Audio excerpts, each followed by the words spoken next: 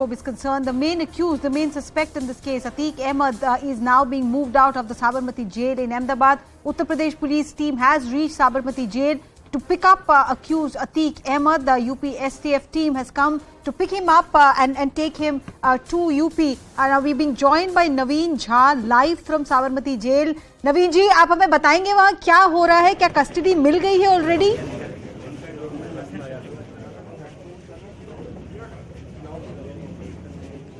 देखिए, अतीक अहमद को लेने के लिए आज सुबह यूपी पुलिस की काफी टीम आई गई है।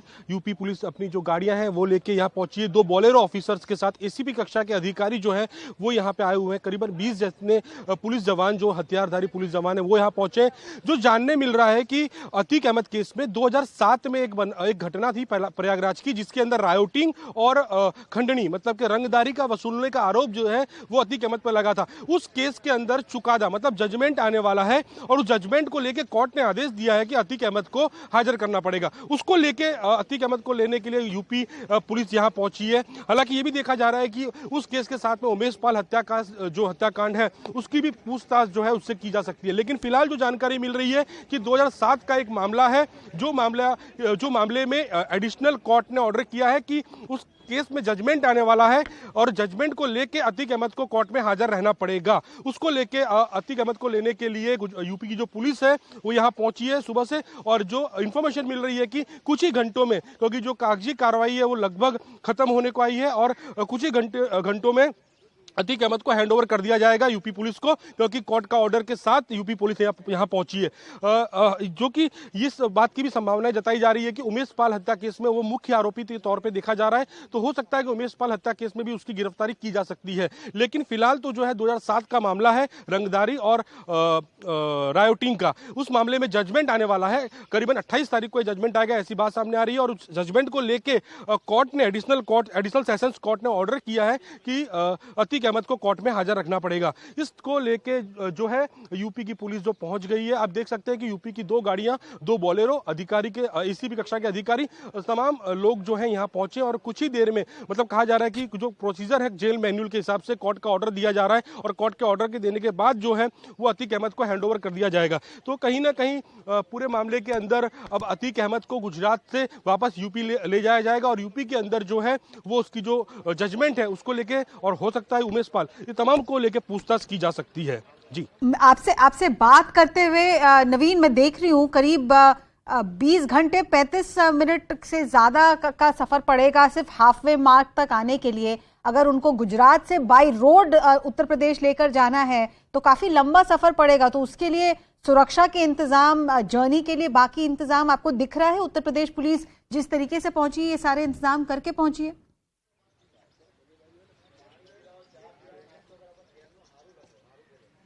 देखिए, आपने जो बताया बिल्कुल 20 घंटे, मैं मान रहा हूँ 20 घंटे से ज़्यादा का समय लग सकता है, क्योंकि वाया राजस्थान इनको लेके जाना हो सकता है। तो ये जो गाड़ियां हैं उसकी स्पीड मैं मानता हूँ इतनी ज़्यादा स्पीड में ये गाड़ियां नहीं चल सकती हैं, क्योंकि ये बिल्कुल बंकर टाइप गाड़ियां होती है। तो काफ़ी समय लग सकता है। तो मैं वही बता रहा हूँ आपको कि 20 जितने पुलिस के जो जवान हैं, जो हथियारधारी पुलिस है, वो पूरी तैयारी के साथ यहाँ पे आई है और करीबन 2 बोलेरो जिसमें एसीपी कक्षा के अधिकारी हैं। अब ये भी हो सकता है कि आगे से पुलिस की और मदद मांगी जा सके, शायद अहमदाबाद पुलिस से भी थोड़े फोर्स लिए जा सके यूपी तक जाने के लिए। लेकिन फिलहाल इस बात की कोई जानकारी है नहीं। अभी तो जो फिलहाल जानकारी है कि यूपी की करीबन 20 जितने पुलिस कर्मचारी हथियार के साथ आ चुके हैं और उन्हें जो अतीक को ले जाना, ये बात स्पष्ट है। सबसे बड़ी बात यह है कि जो हमें इंफॉर्मेशन मिली है कि जो पुलिस कर्मचारी यहाँ उनको लेने हैं, उन्हें ये पता नहीं था कि वो कहां जा रहे हैं। उन्हें एक सस्पेंस ऑपरेशन के तौर पे लाया गया। उन्हें जब यहां आए तो उनको ख्याल आया है कि अतीक अहमद को लेके जाना है। तो एक बहुत गुप्त रखा गया था इस चीज को और संडे को सुबह पुलिस यहां पहुंच गई है और पहुंचने के बाद जो है अभी उनकी जो इंफॉर्मेशन है, जो कार्रवाई है, जो कागजी कार्रवाई है वो की जा रही है। तो इस पूरे अतीक को ले जाने के लिए पूरा जो मामला है पूरा गुप्त रखा गया था और करीबन 20 से ज्यादा पुलिस के जो हथियारी जवान हैं वो यहाँ उनको ले जाने के लिए तैयार हैं। लेकिन अब देखा यह जा रहा है कि कितनी देर में यहाँ से उनको ले जाया जाएगा, क्योंकि अभी फिलहाल जो है वो अतीक अहमद की जो प्रोसीजर जेल के अंदर चल रही है, यही सेंट्रल जेल में आपको दिखाना चाहूंगा। अभी थोड़ा काम चल रहा है, लेकिन इसके पीछे ही जो अतीक अहमद को रखा गया है, अतीक अहमद इसी पुराने जेल में है। यहाँ दो जेल है, पुरानी और नई। तो पुरानी जेल के अंदर अतीक अहमद को रखा गया था और अतीक अहमद को यहाँ से ही निकाला जाएगा और यहाँ से उसको यूपी ले जाया जा सकता है। जो हमारे सोर्स बता रहे हैं कि बस कुछ घंटे के अंदर अतीक अहमद को हैंड ओवर किया जा सकता है, क्योंकि जो पूरी कार्रवाई है, कागजी कार्रवाई, वो लगभग पूरी होने को आई है। Okay, Naveen Jha there reporting live from the Sabarmati jail, telling us that Uttar Pradesh police has arrived at the jail. The paperwork is being done, and the paperwork is in connection with a 2007 case of extortion, for which judgment is expected in Uttar Pradesh around 28th of March. But Pranshu is keeping an eye on what's happening in Uttar Pradesh. Pranshu, from what Naveen is telling us, Uttar Pradesh police plans to take Atiq Ahmed via road. It's a long journey, and I think Atiq earlier had expressed apprehension about his safety and security if he's made to do this road journey in UP Police's custody. Yes, that's right. In fact, it's a major development as far as the investigation of this case is concerned. And I think Atiq Ahmed has been absolutely caught off guard. He was relying on the fact that he has moved to Supreme Court seeking, a ban on the UP police, and he moved to actually take him back in custody. But now it seems that UP police has clearly obtained a warrant or a remand from a concerned court in any other case which has been pending against him. In fact, a senior officer to whom I was talking clearly said that, there are several cases against Atiq Ahmed, and we have sought a remand, a court remand in one particular case. Now, this case, of course, is of the 2007 case in which judgment is expected over the next few days, and the court clearly wants, as per the order, for the accused to be present in the court when the judgment is pronounced. So that makes very clear. Now, this brings you on a very interesting, chapter of this entire investigation. People are being recalled, and in fact, likes of Atiq and his brother Afzal Ashraf are being recalled and terrorized by the fact that what happened with Vikas Dubey. Remember the way Vikas Dubey has surrendered in Ujjain, and then on the road journey, that encounter took place and Vikas Dubey was shot dead. Atiq Ahmed, of course, is fearing for his life. That's the reason why he has moved to the court. This road journey will be taking at least 20 to 24 hours from Ahmedabad to Prayagraj, where this case is under trial. So what happens there, what are the plans, what is to be said? The government on its part has been saying that, Atiq Ahmed is an accused, and accused needs to be questioned. We are trying to bring him back here in the case, and once he's back in Prayagraj in a connection to a different case, maybe, further investigation or interrogation from him can take place. But now it has become very interesting, keeping the fact in mind that how Yogi Adityanath has pursued the policy of, bullets and bulldozers against the mafia.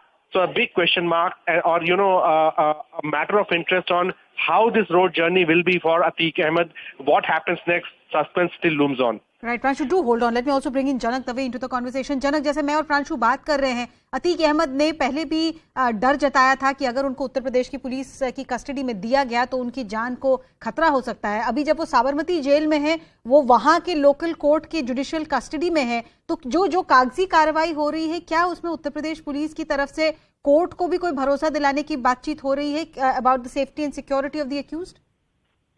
देखिए, यहाँ पर जो मेरे पास जानकारी आई जो उच्च सूत्रों से, उसमें बताया कि यूपी पुलिस पहले से ट्रांसफर वारंट लेकर आई है, और ट्रांसफर वारंट जब यहाँ पर जेल में सबमिट होंगे तो फिर जुरिस्डिक्शन का मामला जहाँ तक है, जहाँ ये क्राइम बना है, जिस मामले में उसको एक्यूज के तौर पे भी अगर दिखाया गया है, तो यहाँ जेल अथॉरिटी को केवल वो ट्रांसफर वारंट की कॉपी चाहिए। उससे जेल अथॉरिटी को मतलब नहीं कि वो कहाँ ले जा रहे नहीं जा रहे, वो हैंड ओवर करना प्रोसेस है। तो यहाँ पर केवल जेल को केवल उन्होंने ट्रांसफर वारंट के पेपर्स दिए हैं। ऐसे में अब हालांकि हमने पता भी किया कि क्या उसको फ्लाइट से ले जा रहे हैं या बाय रोड ले जा रहे हैं, तो जानकारी यही आ रही है कि सड़क के मार्ग से उसको ले जाया जा रहा है। फ्लाइट में पहले की संभावना थी, लेकिन अब मना किया जा रहा है, और पूरी सुरक्षा घेरे के साथ यूपी पुलिस यूपी एसटीएफ यहाँ पर जब आई है तो सुरक्षा घेरा बनाकर लेके आई है, और सड़क के रास्ते ही उनको यूपी या प्रयागराज में जहाँ पर ये मामला दर्ज है वहां पर उनको ले जाया जा सकता है। तो जो ट्रांसफर वारंट की जो प्रक्रिया है, जो पेपर, वो सारे सबमिट कर दिए हैं, और कुछ ही समय बाद अतीक को यहाँ साबरमती जेल से यूपी के लिए ले जाया जाएगा। Janak Dave, Pranshu, thank you so much for joining us. My colleagues, they're reporting on Atiq Ahmed, who will be moved out of Sabarmati jail and taken to Prayagraj. I'm slipping into a quick break. There's much more on the other side. Stay with us.